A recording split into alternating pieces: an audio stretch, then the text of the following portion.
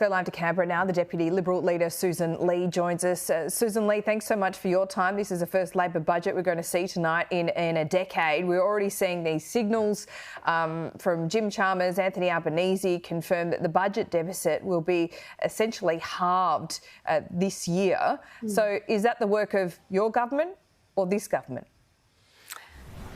Let's see what comes down tonight, Laura, but the problem with this Labor budget is that it does nothing for your budget, for your household budget. And we know this because power prices are forecast to go up 35% and even 50% according to forecasts from the AER.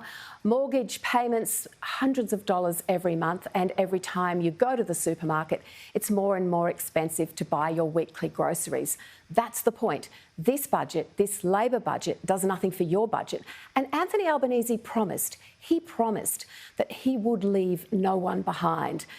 And 5 to 6 months in, millions and millions of Australians are being left behind. OK, Labor's only been in power for 6 months. If energy prices are going up 50%, that's your fault, isn't it?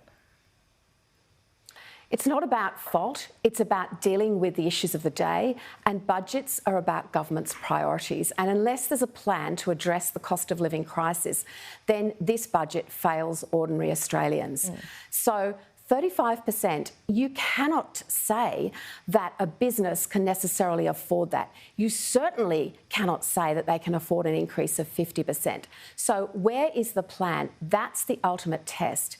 And all of the factors that were challenges for the Australian economy were known as Anthony Albanese came into government. And he still made that promise that he would leave no one behind. And this budget, unfortunately, will, I believe, I have seen nothing to indicate that millions and millions of Australians will be helped with the current cost of living crisis. Do you think Labor should freeze energy bills? Well, that's not a matter for Labor to take on. There are huge issues in the energy market that need to be addressed, but they need to come from the perspective of the costs for households, not a renewable energy promise that exists to sound and look attractive nationally, perhaps, and internationally, but that actually leaves behind Australians like the ones I represent, who are being smashed by the floods in regional New South Wales. My own town of Moama, I'm looking anxiously. The levee is just holding, but the highest river is yet to come.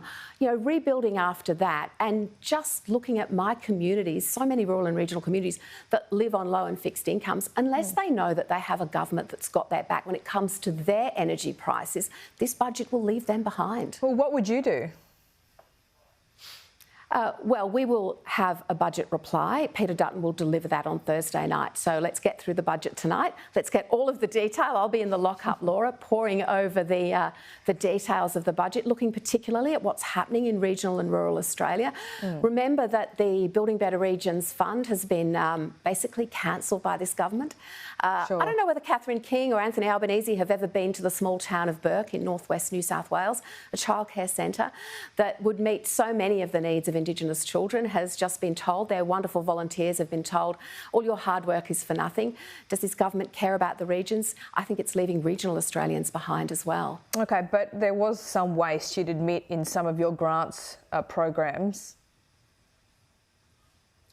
No, I won't admit that. I've just described a proposal that the Burke community put forward. OK, there's a but it's not necessarily regional, but we're talking commuter car parks. There was a bit of waste there. I'm not acknowledging that at all, Laura. I'm saying that the government inherited a strong budget. In fact, it improved by $50 billion from the one that we had in March this year. The bottom line has improved. The budget is strong. We have a treasurer that seems to be talking down his own budget every single day and wringing his hands over it all being too hard. Let's see what he does tonight. But the main issue, the number one issue, is whether Anthony Albanese will keep the promise he made to Australians that he would leave no one behind.